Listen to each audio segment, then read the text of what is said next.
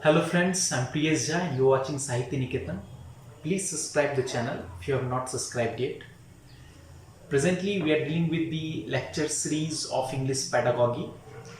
In our previous classes, we learnt about language, nature of language, its properties. Also, we learnt about English, how English was established, its expansion throughout the world, and how Lord Macaulay introduced English in India, and English became the medium of education. Uh, in this particular lecture, we shall discuss about the different methods and approaches of language teaching. But before we discuss about the methods, let me tell you an interesting story about the history of English language teaching. Before 16th century, in Europe, Latin was very popular. Latin was the medium of communication. It was the language of education and administration. It was the language of people, common men at that time. But by the end of 16th century, due to so many reasons, religious, political, economical, and so many other reasons, Latin lost its importance, and gradually it fed away. And in course of time, by the 17th century, English, French, and Italian, they took the place of Latin. And Latin language remained in the only schools and classroom as a subject of language learning, and lost its importance as a medium of communication. But between the 17th to 19th century, Latin was the language which was very important. And in Europe, there were grammar schools. In England, great learners used to go to the grammar schools to learn language, because Latin was the major classical language, and it was used as a medium of learning foreign languages. And by the end of 19th century, there were a lot of linguists and grammarians who jotted down few grammatical rules to establish the method for learning the different languages of other nations. I know a very important linguist known as Goen, who jotted down few grammatical rules, and later on it became known as the grammatical and translation method in language teaching. We have now, this is the history of language learning. Means by the end of 19th century, grammar and translation method became very popular, and people started learning this method.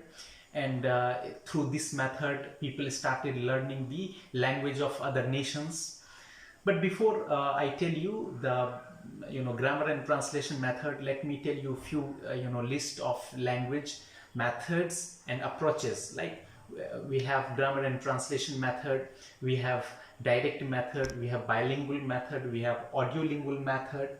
Similarly, we have approaches of language teaching. Like we have a structural approach, we have situational approach, we have natural approach. These are known as the approaches of language teaching. Now let me tell you what is the difference between medium or method and approach of language teaching.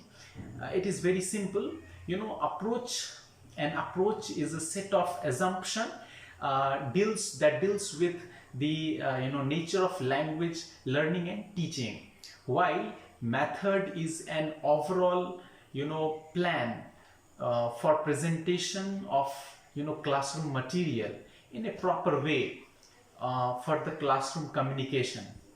So this is the basic difference between method and approach of language teaching. Now let me tell you that what is the whenever we learn a language and we apply any method, we have three things to keep in our mind. Like we have the first important thing, that is the they are the views that a teacher should keep in his mind. The first thing is the structure of language, the second thing is the function of language, and third thing is the interaction of any language. Structure is the structure. Every language all languages in the world, they have their structure, and these structures they contain a meaning, particular meaning, and these meanings are coded in that structure, and this structure varies from language to language. The second thing is the function of language. Function of language, it denotes the different kind of emotions, and it also denotes the instructions of language structure. And then we have the interaction. Interaction is the social phenomena of language through which we can communicate in a particular language. Now let us move to the grammar and translation method. Grammar and translation method, it was started in the late 19th century, or better you say that by the end of 19th century it was started. Grammar and translation method always involves two languages. The first language is known as the source language, and the learning or the second language is known as the target language. With an example, I am illustrating it. Suppose I want to learn English and my mother language is Hindi. So I will learn English with the help of Hindi language. So Hindi language will be the source language and English would be the target language. It is also known as the L1 and L2.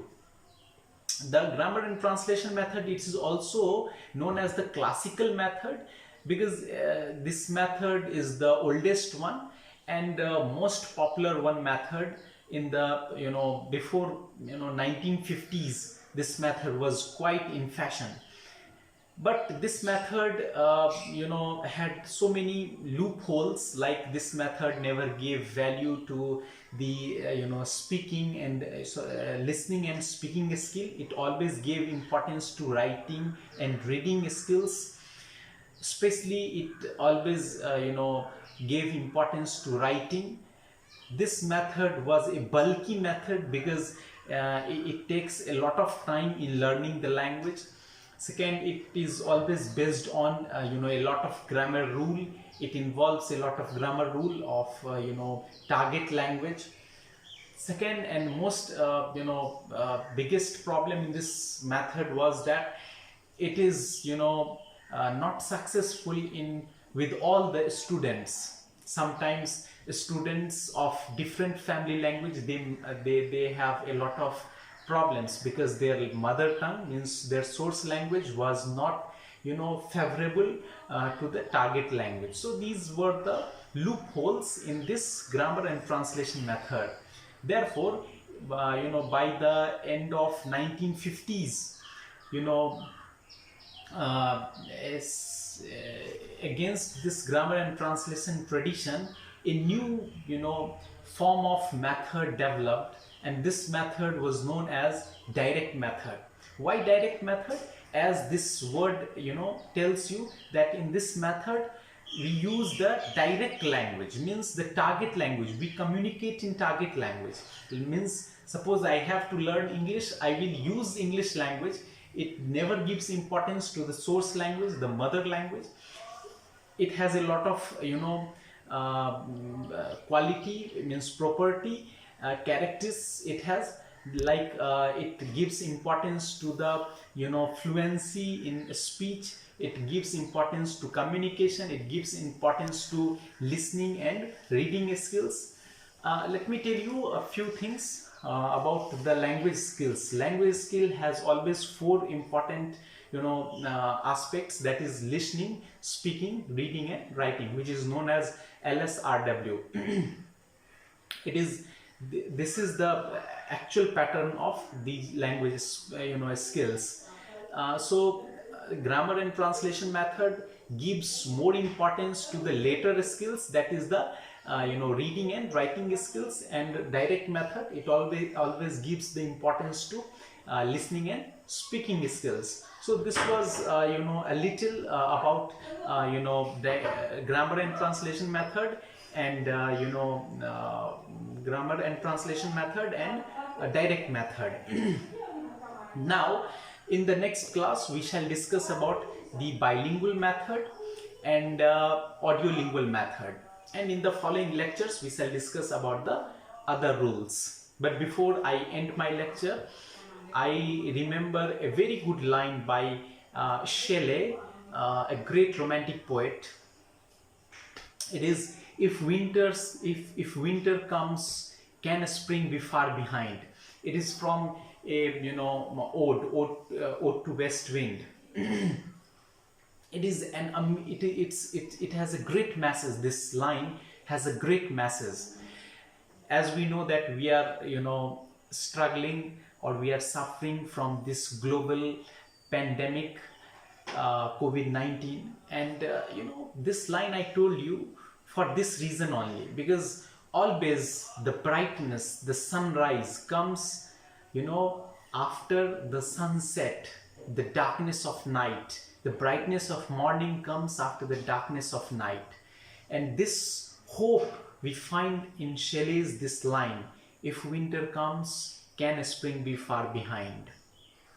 So whenever we have adversities in our life, we have the opportunity to find a lot of things. We have opportunity that, are we really man with optimistic qualities? Are we still hopeful?